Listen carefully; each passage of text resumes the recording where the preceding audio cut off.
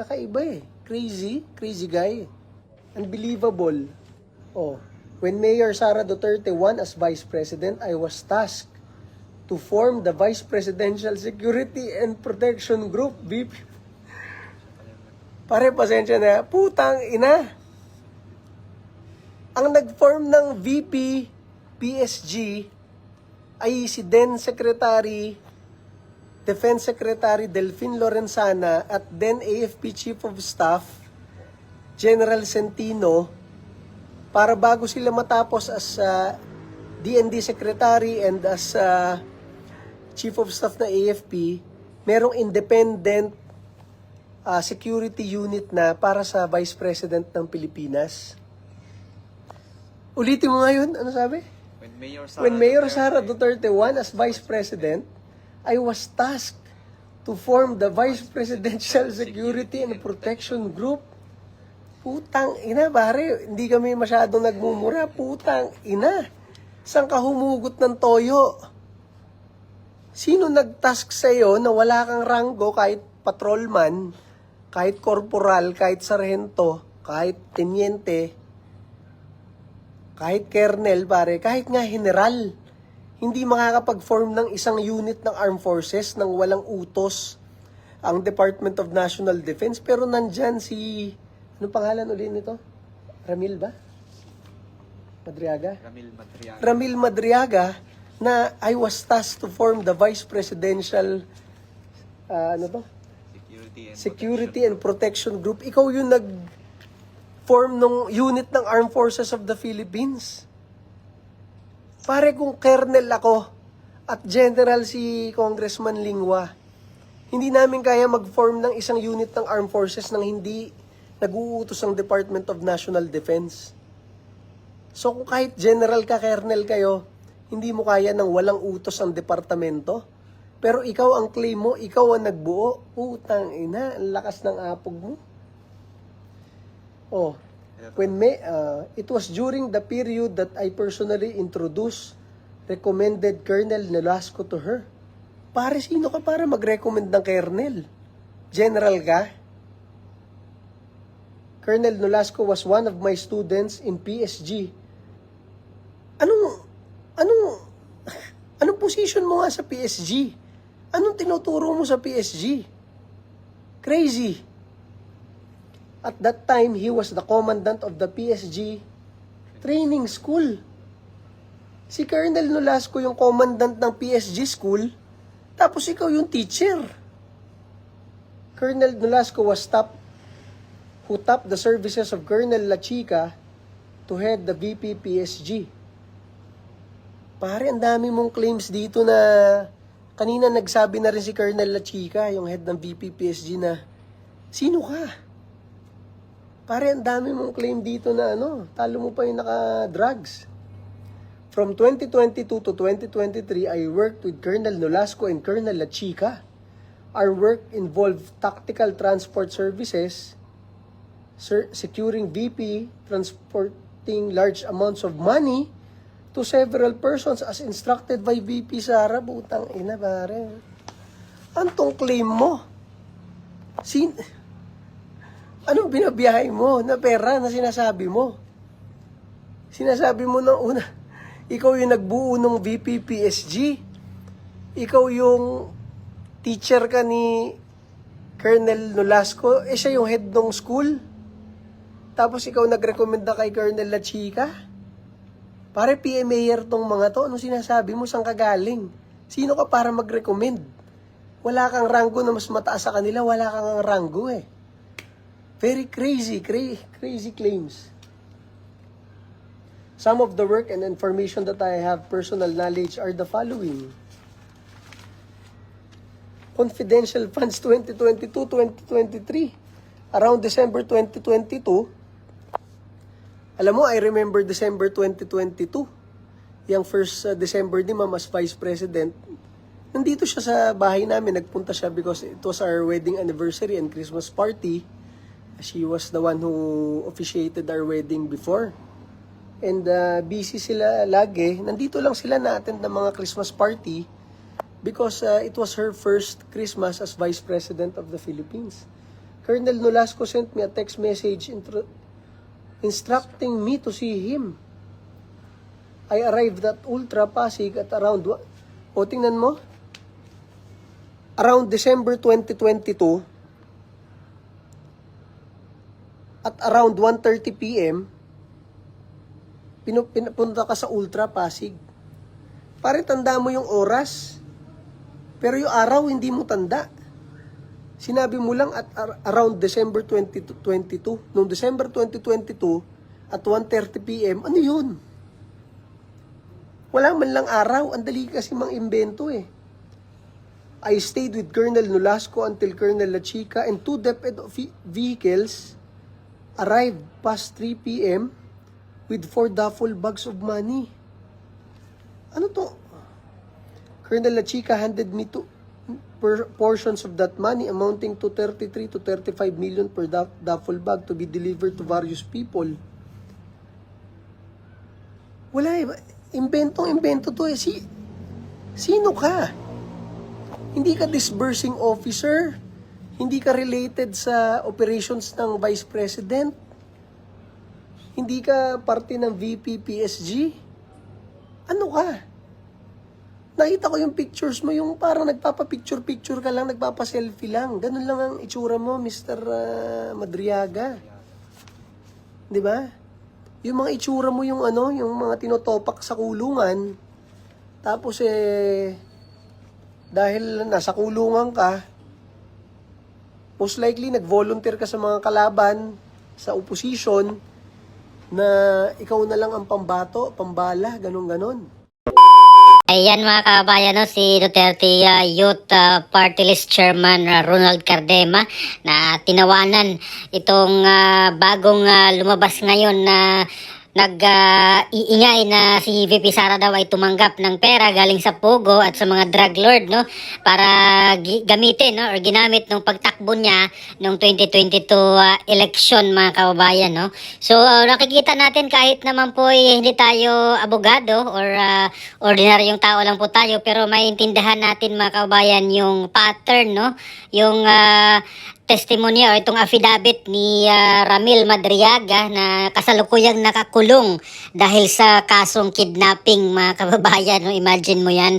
So ito na pala yung nagsasalita ngayon yung mga may mga kaso mga kababayan. No?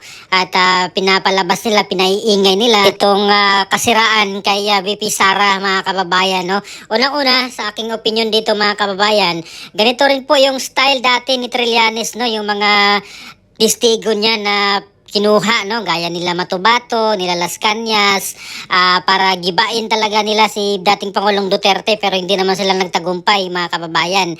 At ngayon, ito naman, meron naman silang kinuha, di ko alam kung paano nila nakuha to, paano na-recruit, at pilit nilang sinira, no, si VP Sara. At alam ko naman mga kababayan, hindi sila magtatagumpay dahil talaga namang sulit na sulit pa rin ang suporta ng mga taong Pilipino sa mga Duterte at kay VP Sara Duterte mga kababayan. No? So itong issue na ito, itong Ramil Madriaga na ito na isang kidnapper ay para ma-divert mga kababayan ang mga isipan ng mga tao, makalimutan na po nila itong issue ng flood control corruption mga kababayan na bilyon-bilyon, no? At marami na po mga malaking pangalan ang nakaladkad, no, na involved dito sa mga nakawan na ito. At ito ngayon yung kanilang ginawang strategy para kahit papaano ay manahimik, makalimutan ng mga tao na ang flood control corruption mga kababayan. At ito naman kay VP Sara, or dito naman sila kay VP Sara magagalit, no, dahil dito sa issue na naman ng Pogo daw, mga galing sa drug lord, at yung mga sinasabi dito sa affidavit, no, yung kaso dati ni Trillanes doon sa magnetic, yung sa mga pinagbabawal na gamot, no, na final ni Trillanes sa kina Pangulong Duterte, kay Congressman Pulong, kay Attorney Mans Carpio, na kung saan nabasura na po yun mga kababayan noong 2018 kung hindi ako nagkakamali. At ngayon muling binuhay na naman nila itong usaping ito, no, itong mga issue na ito mga kababayan, no. So pilit po nilang pinapatigil mga kababayan, no, para ma-divert yung mga issue ngayon na napakalaking nakawan mga kababayan itong sa flood control, no. At isa na rin po yan sa paraan nila para kahit papaano ay umaasa siguro sila na masira ulit nila si BP Sara gaya ng nangyari kay dating Vice President Jojo Binay mga kababayan, na habang palapit na palapit yung eleksyon ng 2016, kasi malakas si Vice President Jojo Binay no, yung panahon na iyon talagang nangunguna siya sa survey sa mga presidentiables noong 2016, at ito yung ginawa nila, sandamakmak ng mga kaso, no, mga plunder, mga kung ano-ano, graft, mga ganyan. Ang dami nilang kinaso, pati dito sa Senado dati talagang full force sila, Senate Blue Ribbon Committee. Nag-iimbestiga sila dito kay Jojo Binay, mga kababayan. At ewan ko lang, parang wala atang or na-dismiss yata mga kababayan, no? Yung kaso ni dating Vice President Jojo Binay, mga kababayan. So ganito yung kanilang ginagawa ngayon kay BP Sara, no? Kasi talaga namang kahit sa ang survey, nangunguna po si BP Sara mga kababayan sa 2028 presidential election. At balita ko sa Puwersa daw yata itong mga Pinklawan, Dilawan at itong mga Marcos loyalist, at kasama na rin dyan yung mga Makabayan Black, no? Yung mga makakaliwa na mga grupo ay sanib puwersa, no, kasi balita or bali-balita nga ito nga si Senator Risa Ontiveros ay posibleng maging patakbuhin nila sa pagka-presidente sa 2028 mga kababayan. At tingnan natin kung meron pang pangbato dito ang administration, kung meron silang sariling kandidato, tingnan natin mga kababayan. Pero for sure talaga dyan, si BP Sara kung tatakbo yan mga kababayan sa 2028, kung hindi po siya ma-impeach, no? Kasi itong impeachment or bagong impeachment kay BP Sara na niluluto nila ngayon, no, ay talagang isa rin yan mga kababayan sa mga paraan nila para hindi makatakbo si BP Sara, no. Meron na pong niluluto daw, no, para pagdating ng February 2026 next year ay ma-file na agad nila itong impeachment nila or bagong impeachment complaint laban kay BP Sara mga kababayan, no. So tingnan natin, abangan natin kung meron pa silang budget, no, para dito sa mga congressman na pipirma, no? Kasi sabi ni Congressman Toby Chanco ay merong bayaran nga daw doon sa mga congressman na pumirma.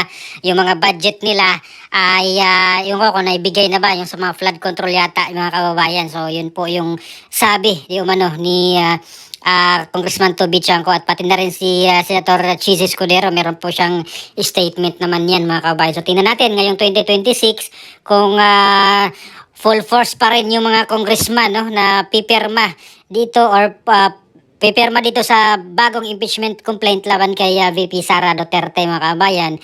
At kung talagang aabot ito doon sa impeachment trial, no, sa Senado mga kababayan. At yan po yung ating aabangan mga kababayan. Samantala kanina pala ay meron pong nag-file, no, ng plunder ng malversation of public funds and graft, no, laban dito kay VP Sara Duterte na naman, no, itong grupo ng mga Dilawan o Pinklawan, yung pare na anti-Duterte mga kababayan, no, sila yung Father Flaviano Villanueva mga kababayan, no, at ilang pang mga grupo na mga anti-Duterte. Kasama na rin po dyan siguro yung mga makakaliwa, no, na talagang galit na galit dito kay BP Sara. Nag-file po sila na kanina doon sa ombudsman. Ang dala nila mga kawain, sandamakmak na mga papel, no, grabe. Isang L300 yung kinargahan nila ng mga ebidensya di umano nila mga kabayan, no, mga papel. Ang dami na bit-bit nila doon mga kabayan. At syempre ang mga media talaga namang full force din sila mga kabayan. So para po sa aking opinion, no, itong mga ginagawa nila talaga ay ano lang mga kabayan, taktika lang nila. Una-una para mawala na yung issue ng flood control corruption, makalimutan na ng taong bayan itong mga magnanakaw na ito, no. At pangalawa ay para pigilan, no, itong si BP Sara mga kabayan, wasakin, sirain si BP Sara para hindi na po siya suportahan ng taong bayan mga kababayan, no. At para po sa aking opinion ay hindi po sila magtatagumpay dito, no mga kababayan, dahil sawang-sawa na po ang mga Pilipino, no, majority sa Mindanao at sa Visayas area at dito sa Luzon ay marami pa rin maitiwala, no, dito sa kay VP Sara Duterte, mga kababayan, no? Lalo na ngayon na talagang ito yung nangyari ngayon, no, sa Administrasyong Marcos, itong mga unlimited na pagnanakaw nila doon sa kaban ng bayan, no, mga kababayan. At ito yung kailang ginagawa para nga ay hindi si VP Sara ang manalo sa 2028 kung safe siya, kung hindi siya ma-impeach dito sa kanilang ginagawang or gagawing impeachment, mga kababayan, no? Kasi takot na takot sila na maupo itong si VP Sara Duterte, lalo na sila Dilima. Hindi na nila payagan na may isa pang Duterte na mapunta or makaupo sa Malacanang. So, di ko alam kung bakit takot na takot sila na makaupo ulit ang isang Duterte sa Malacanang. At lalo na itong mga makakomunistang grupo, mga kababayan, takot na takot talaga sila dito, no, na maupo si Bibi Sara. Baka ma-wipe out po sila pagdating ng 2028 hanggang 2035. So, ano pong masasabi nyo dito, mga kababayan, no? Dito sa bagong lumabas ngayon na si Ramil Madriaga, na isang nakakulong ngayon dahil sa kidnapping na kaso. Ano pong masasabi nyo dito? Maniwala ba kayo dito sa kanilang script na ginagawa ngayon para wasakin, sirain si VP Sara? Please comment down below. Maraming salamat. God bless po sa ating lahat.